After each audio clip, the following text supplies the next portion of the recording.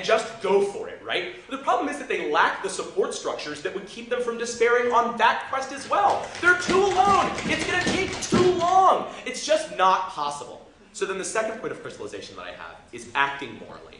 Because the golden rule doesn't work. Ben says this, and I think it's true. What this means is that a lot of the analysis they give you about what is moral, what is the best world that you could produce, doesn't matter, because you're not able to produce it. I've alluded to this before, and I think it's just important. The chance of change on their side of the house is vastly more distant than your staying power. This is terribly, terribly true.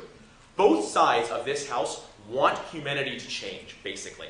We're not arguing humanity should remain in its current state. But what do? We give humanity a fucking incentive to change, right? Either you change, either you abandon this concept of the otherization, or one of these days, the other is going to come up and bite you in the ass. And we're that impetus, right? We give them an actual incentive. Okay, this is all new. What, the incentive?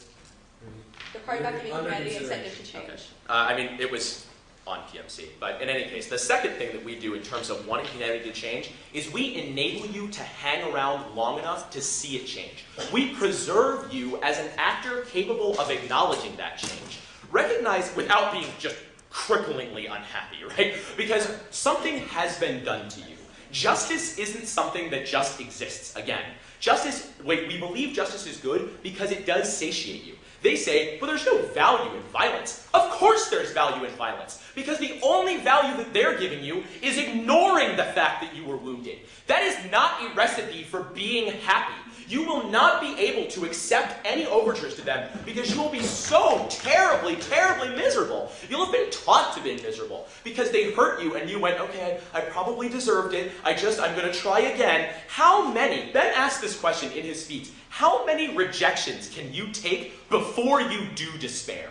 This is the problem. Not which side of the house advocates a vision of the world which is despairing, but which side of the house is more prone to despair, is putting themselves in a position where they just tell themselves that they have to stick with it no matter what.